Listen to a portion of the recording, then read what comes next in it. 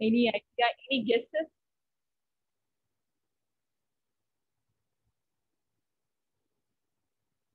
Any guess? Any idea about It silk? is shiny. Yes, Gaia. It is shiny. Shine. It's lustrous, right? Yes. So just try to picture silk and cotton. Okay.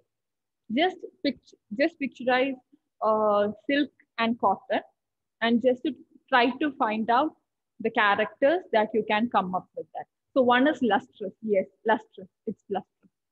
Yes. Long, it's long. Sorry? It's long, like Long filament, right? The fiber is really long. Filament fibers. The fiber types are classified into two: staple fibers and filament fibers. So cotton, jute, linen, all are staple fibers. When it comes to silk, it is filament fiber. A single fiber is 700 to 1200 meter long. Okay. It's really difficult to clean. Not difficult, but the cleaning technique is different, right? So when it comes to cotton, we can clean cotton by using any method. We can just simply wash it using our bathing soap, our shampoo, or we can also use washing powder. It's not necessary that you should be following this thing or you should be using this particular detergent while washing cotton. It's not like that. We can use any kind of detergent while washing cotton. Okay.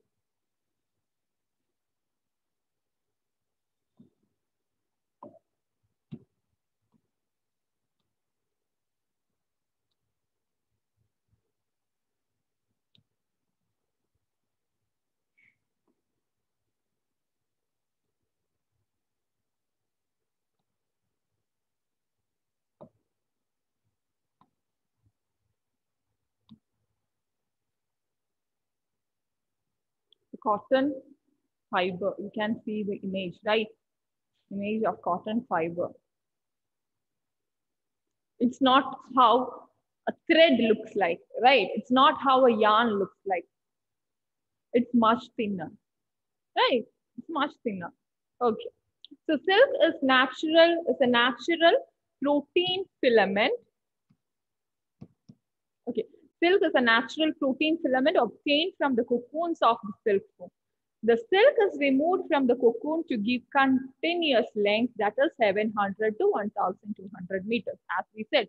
So silk is a filament fiber. The raw silk strand from the cocoon consists of two silk filaments, triangular in cross section, held by a protein called sericin. So a single silk strand. So a silk strand or a silk fiber which is extracted from a cocoon will be having two silk fibers will be stick together when we detach it from a cocoon. Okay. When we unravel it from the cocoon, two silk filaments will be, or two silk fibers will be sticking together using gum called silk gum called sericin. Okay. So it will be joined together, attached together with the help of a gum called sericin. Okay. And later, after unraveling it as silk filaments or silk fibers, it will go a process called degummification, through which this gum called sericin will be removed from the silk fiber or silk filament. Okay. Through degummification process, this gum called sericin will be removed. Okay. So held by a protein called sericin. Sericin is also called silk gum, which gives raw silk its Z-coils handle. So sericin is removed from silk strands through a process called degumming, which gives silk smooth and lustrous properties. So silk is stronger than wool, easily degraded by alkali. So that is the reason why we don't use washing powders or soaps to wash silk fabrics. Photochemical degradation. Now we know what is photochemical degradation is, right? We discussed it when we were talking about cotton, when we talking about not jute, wool and all, right? So we know what is photochemical degradation. Silk is generally known as mulberry silk, as this cultivated silkworm feeds on mulberry. So generally, silk is called mulberry silk. Why is silk called mulberry silk? Because the silkworms used for making silk will be fed on mulberry leaves. So that is the reason why it is called mulberry. It is generally called mulberry silk. Have you heard of the word tussar silk? Have you heard of it? The texture, the appearance of tussar silk is entirely different from mulberry silk or this. You might have seen these silk saris, right?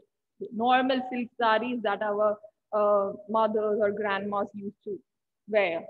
Have you seen silk saris? Yes. So the appearance, the texture, the feel of tussar silk is entirely different from mulberry silk or general silk. Okay. So tussar silk is wild silk. Tussar silk can also be called wild silk. So instead of taking a particular area and cultivating all the feeding these silkworms on mulberry leaves, instead of doing all these things, the silk that is extracted from silkworms, cocoons of silkworms, that is found in the forest. They will go search, and whatever cocoons that they collect from the forest, from the wild, that will be converted into silk. The cocoons that they collect, that will be converted into silk fabrics. Such silk fabrics are called tussar silk. Tussar silk will be, it will have lustrous property, but when we touch on the surface, it will be more like hard. Okay, when generally the silk fabric is, if the silk fabric is having a smooth touch or smooth texture, it is directly opposite to that tussar silk. When it comes to tussar silk, it is having a hard texture. Okay, and the yarns will be uneven, squares. Okay, let me try to find, we can say. So it will be having properties of cotton along with the properties that cotton doesn't have. Okay. And it will be mixed with cotton or polyester while manufacturing, while using for a garment, stitching garment. So what all are the properties of cotton? Cotton is having good moisture absorption property, right? So rayon will be having not as much cotton, but it will be suitable for summer season. Okay, it have good absorption. It is also having good absorption just like cotton, but not as much as cotton. So it will have some resemblance with cotton. Okay.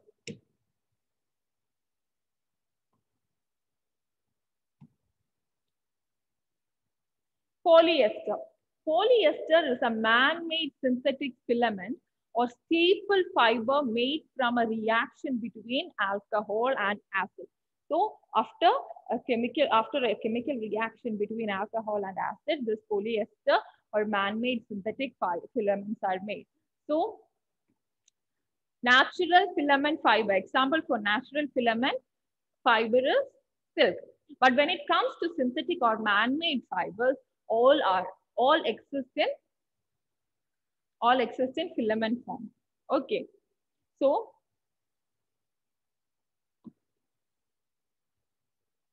let me share.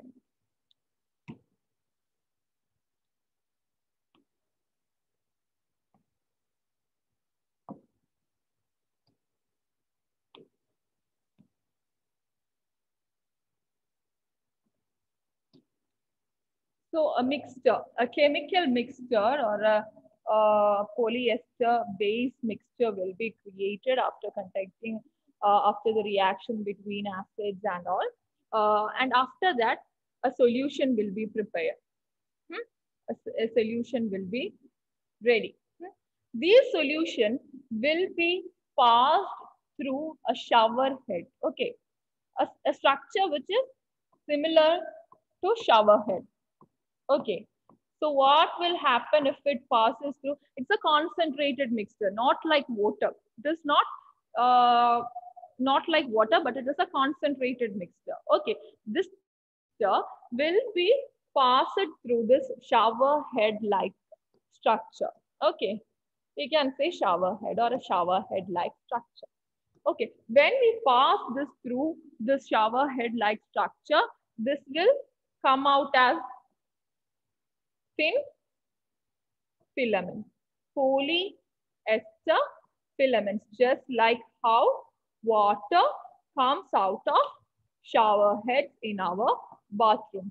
We all have showers, right, in our bathrooms.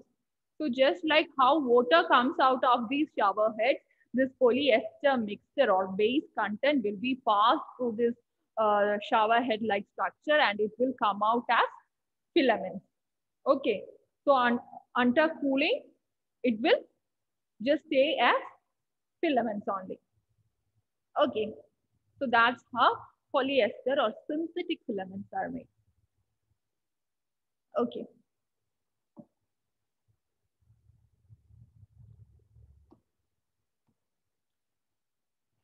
So it is composed of polyethylene terephthalate units through polymerization. So polyester is very strong and strength remains unaltered when wet.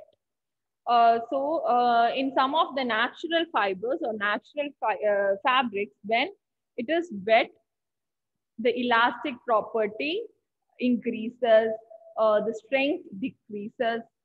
But in the case of polyester, the strength of the fabric or fiber remains unaltered when wet because it is hydrophobic in nature. It doesn't absorb much water. Am I right?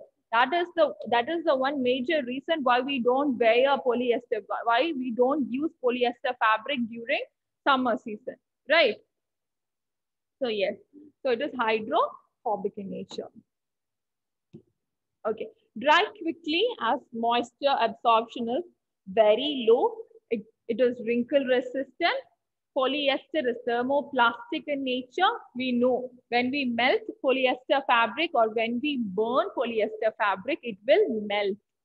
It doesn't form ashes, but it will just melt and form into a plastic bowl or just, right? So polyester is more resistant to acids than alkali. So that is polyester. Any doubt? Any doubt? So polyester, you know, right? Polyester. We know what happens to cotton when we burn it. We know what happens to paper when we burn it. We know what happens to jute, linen, silk and all when we burn it, right? But what will happen to, just like what happens to a polythene cover, just what same will happen to polyester fabric also. Okay, it's just thermoplastic. Ma'am, can you show the slide of jute? Jute. Jute, right? Yes, ma'am. Okay.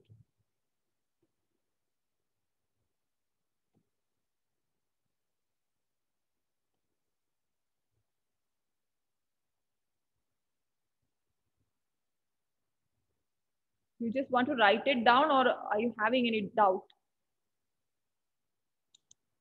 No, ma'am, I have taken screenshot. Okay, okay. So can I change? Can I change the slide? Yes, ma'am. Okay.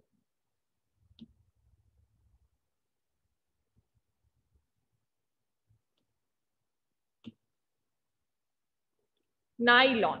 Nylon is a polyamide man-made filament or fiber.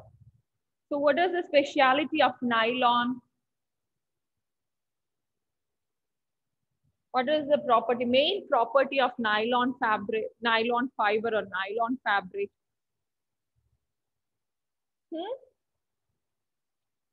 What is the major? Good strength. Good strength. It is having good elasticity, elastic property. Okay. Excellent abrasion resistance. What is abrasion resistance? Nylon is having good abrasion resistance means what?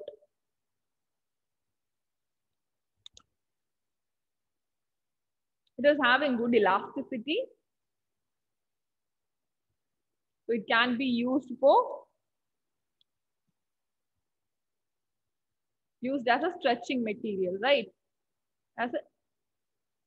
Okay.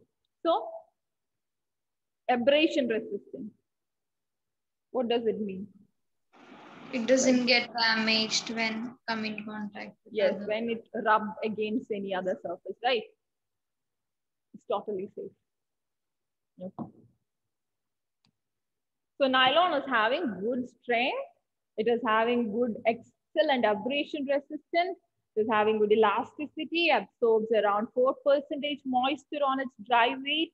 So as it is having good strength and as it is having good elasticity and abrasion resistant and all, it is suitable for ropes. So for making socks, ropes, swimwear, it absorbs moisture, right? So it's a good option. So swimwear, cycling shorts, and certain sportswear which require high strength, elasticity, and abrasion resistance. And it is thermoplastic in nature, just like polyester and all. It is thermoplastic in nature. So nylon. Nylon is having good elasticity, good abrasion resistance. What will happen if we make a rope out of a material which is having poor abrasion resistance? What will happen? Will be damaged. It will get damaged easily. What if you take that particular rope for hiking? What will happen? It is the end of that person, right? It is the end of that person. Then he never get a chance to hike again. That is the problem. Abrasion resistance. It should have resistance against rubbing, right? So it shouldn't break. It shouldn't get damaged when it gets rubbed or when it comes in contact with a surface. So nylon is having that property. So that nylon ropes are very safe for trekking, hiking and all. Okay. So nylon, that is the reason why nylon is a good option. Then abrasion resistance. It is having good elasticity, good abrasion resistance, and it is also okay, it also can absorb 4% of moisture. So it can be used for making sportswear, leggings, track that workout track pants and all, swimwear. So it should be the fabric which is used for making these track pants, these leggings, and these swimsuits should be elastic, should have elastic property, right? Should stretch. Am I right or wrong? We are not going to sit there. We are not gonna just sit there and watch others swim or watch others doing all these activities or play games, right? We are going to participate. We are going to swim. We are going to play that particular game. So the outfit that we are wearing should let us do that particular activity. Shouldn't restrict our body parts from performing these activities. Okay. So what happens when we wear a jeans? It has a lot of restrictions. Yes, denim is a stretchable material. It is having elastic property, but it restricts us from doing certain activities. It is not that comfortable, right? You know, to perform, to hit gym or to play volleyball, throwball, or football. It is not that comfortable, right? So yes, but leggings, jeggings, and all, it is very much comfortable, right? So the necessity of using such material for making sportswear or active sportswear is that it should not restrict us from performing body, it shouldn't restrict us from moving our hands, legs, and body, everything. Okay. It should permit free movement. The next is acrylic. Acrylic filaments or fibers are spun from acrylonitrile polymer. So acrylic filaments or fibers are spun from acrylonitrile polymer. Acrylic is a substitute for wool. Okay, acrylic is a substitute for wool.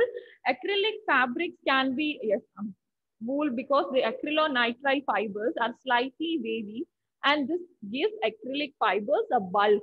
So as I said, wool is coarse and it is kind of thick, right? It is having wavy just like our hair, more than our hair. But compare it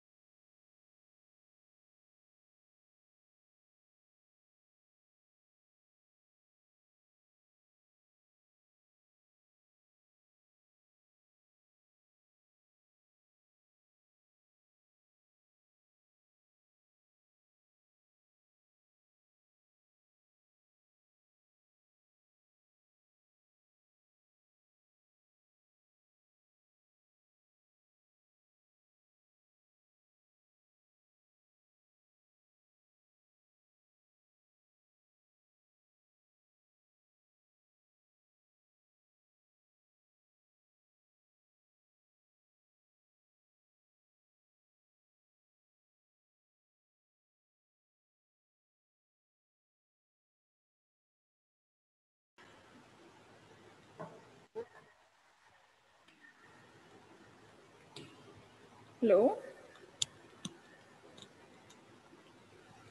Yes, ma'am. Some power issues or something. So you were discussing about acrylic, right? Acrylic. So acrylic is used as a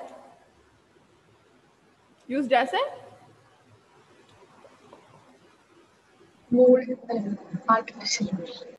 Artificial wool. Yes, substitute as a substitute for a wool. Okay.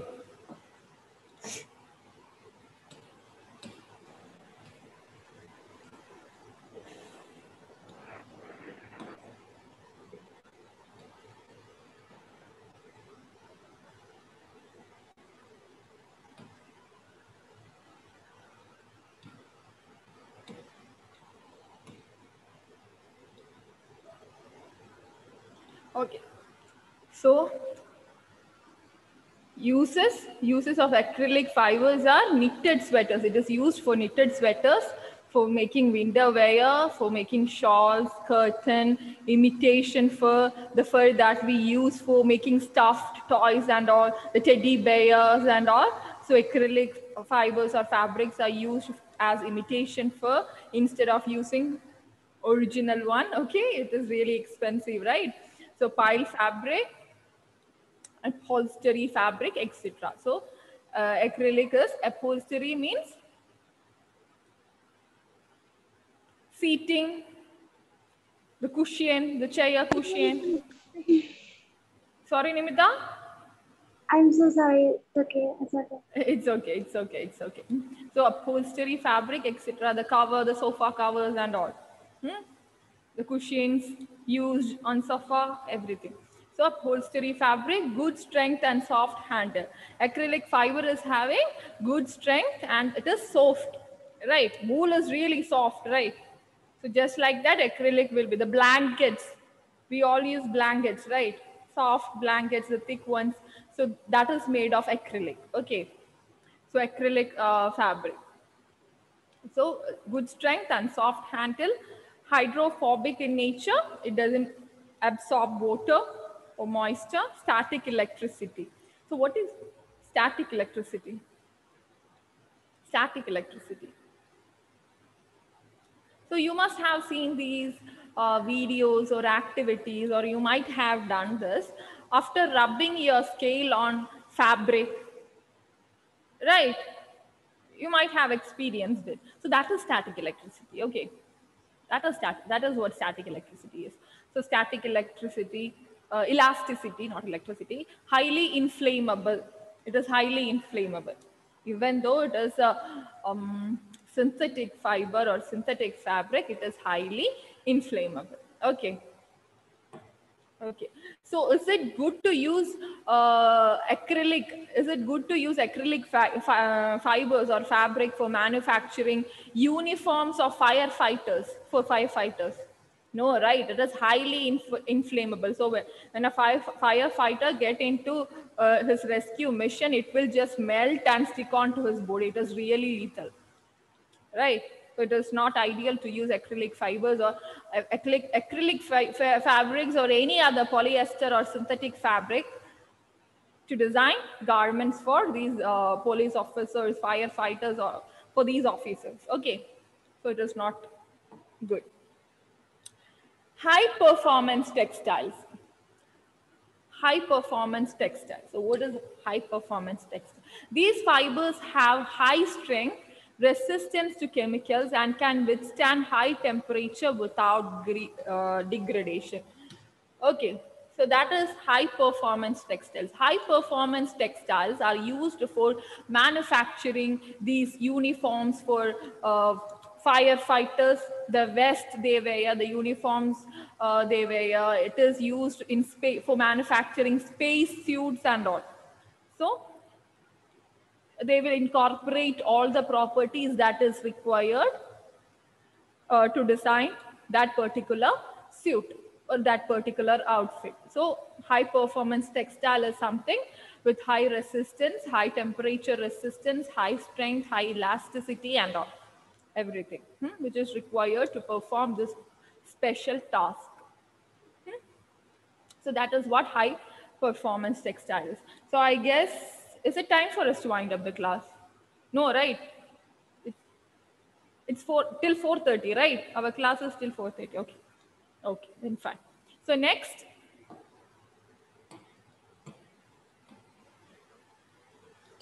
yarn. The next topic is yarn. What is yarn? What is yarn? Anyone? Fibers are spun to like make yarn. Yes, fiber will be converted into yarn. Yarns will be converted into Fabric. fabric. Okay. Yarns will be converted into fabric through weaving process, right? Okay. So now you know what is yarn.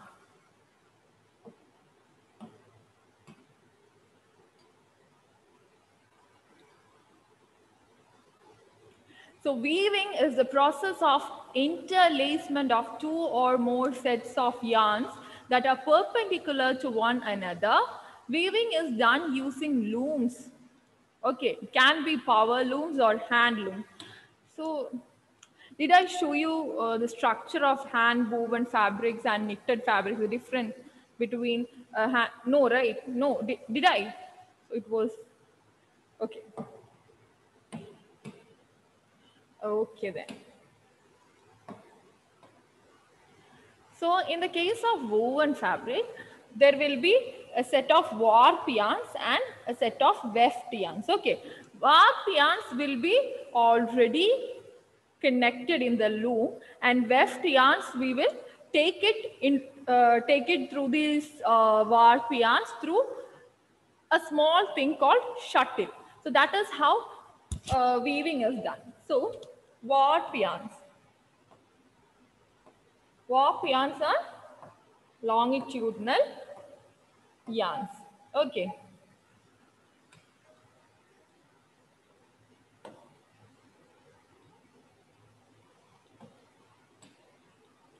And weft yarns will be passed through in between these lines, in between these warp yarns. Weft yarns will be taken in between. Okay. So you know how basket weaving is done, right? You might have done it. Basket weaving. Have you done basket weaving? No.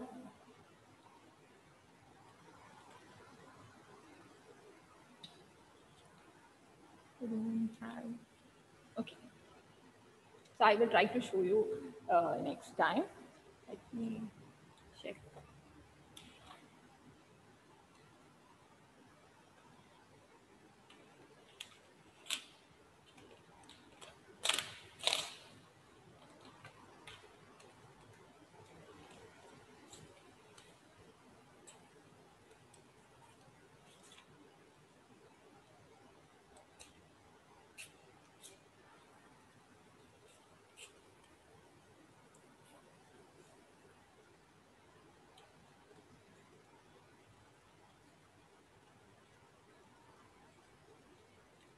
So suppose this is weft yarns. Okay, this is warp yarns.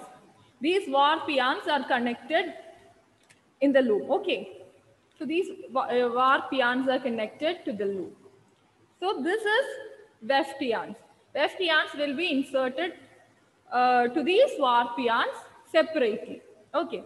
So this is first warp yarn, this is second warp yarn, and this is third warp yarn. So this will be attached like this. Can you see? It's white paper, so because of which it will not be much clear, right? So that is how weaving is done. Okay.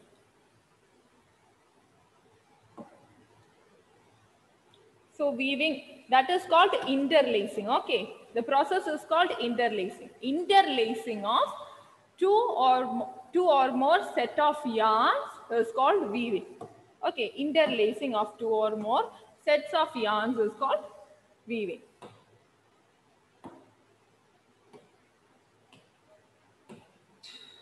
So what is knitting? How will knitting look? The basic structure of knitting will look like something like this. If you stretch your t-shirt and check, you can see structures like this. Okay, so the knitting process is called interlooping. Okay, knitting is interlooping of a single yarn. Okay, knitting is interlooping of a single yarn, while weaving is interlacing of two or more sets of yarns.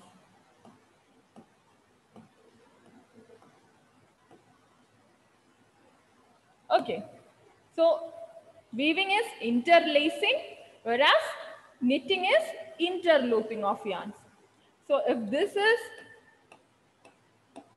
how woven fabric will look like under microscope, this will be the structure of knitted fabric. Okay.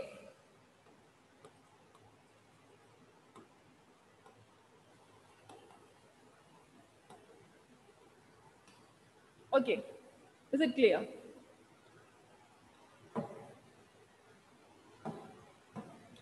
So power looms. Two types of looms are there, power looms and hand looms. Power loom is mechanized loom, which works on electricity. Okay, which works on electricity. That is power loom. Okay, it is good for mass production and all. Then what is hand loom? Works on manpower.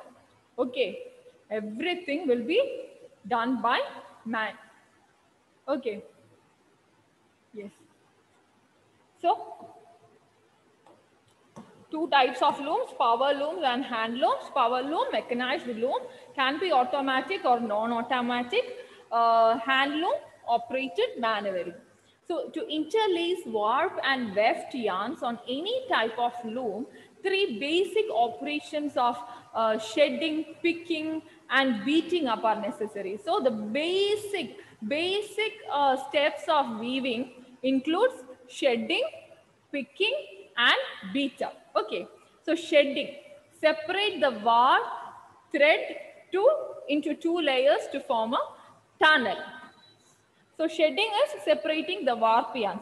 As I said, if these three are three warp yarns, if these three are three warp yarns, I will separate this like this, right?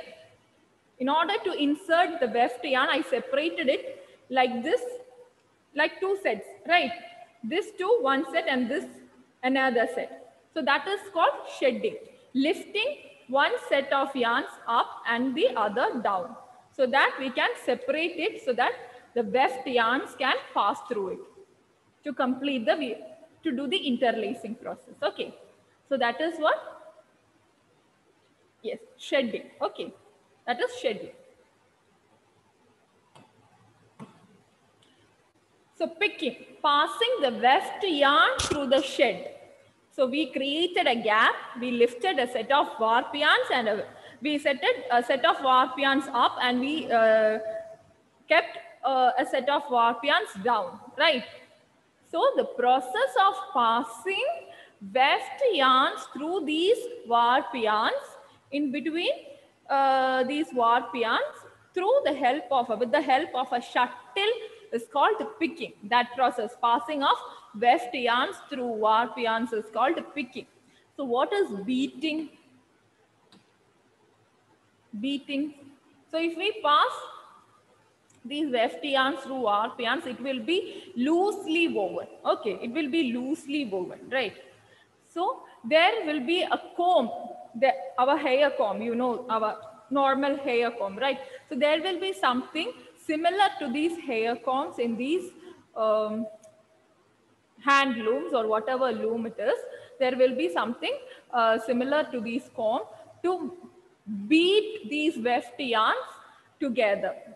Okay, so that we can, there will be no loosely woven weft yarns. Okay, so there will be something called, something similar to our comb. Okay, so that is called beating.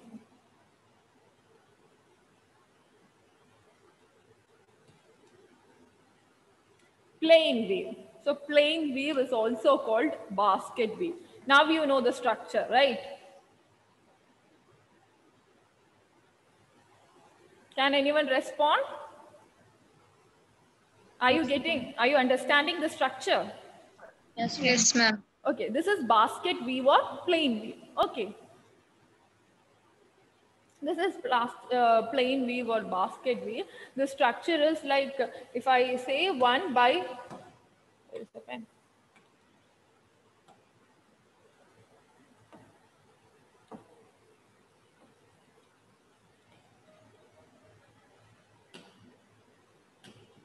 Okay.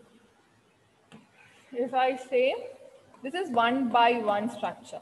Okay, there will be 2 by 2 structure, 3 by 3 structure, means the number of warp yarns and weft yarns will be different. Okay. So this is 1 by 1 basket, normal basket weave or plain weave. This is plain weave. Okay.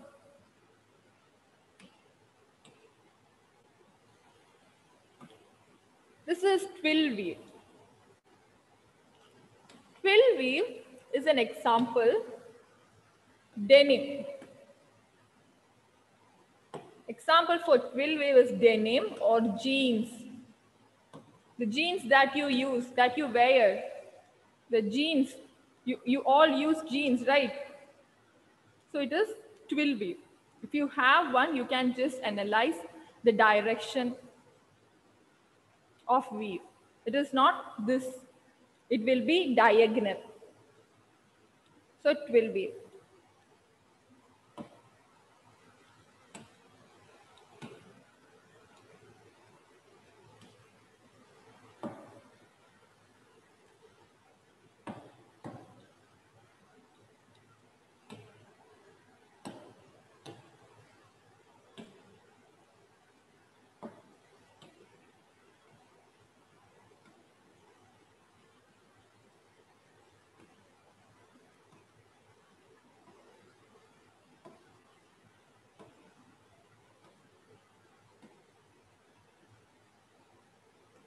So I'm going to show you weave diagram. Okay.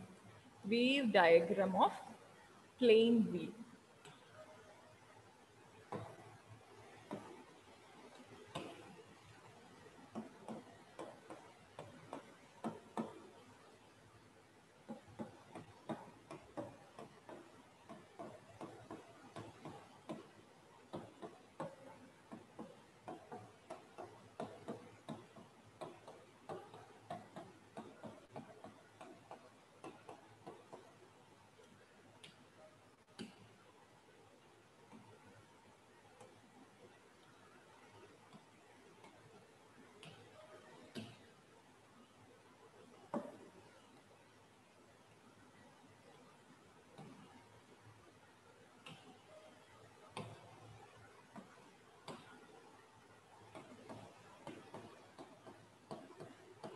So this is weave diagram of plain weave. Okay.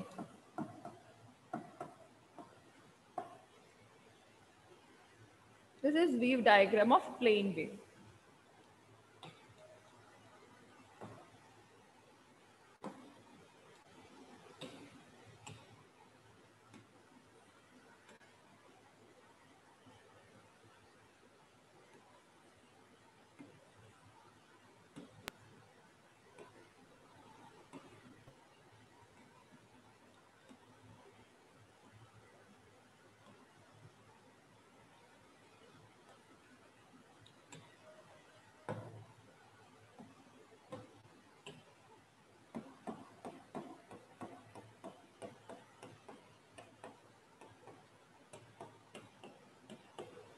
Okay, this will be the weave diagram of what?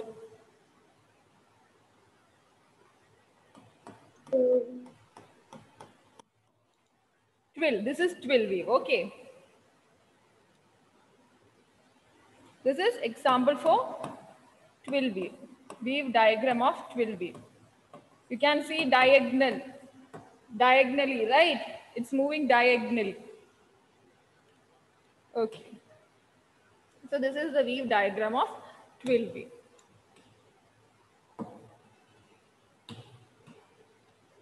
Okay. Sateen or satin weave? Ma'am, it's time. It's time. Okay. time for us to wind. Thank you.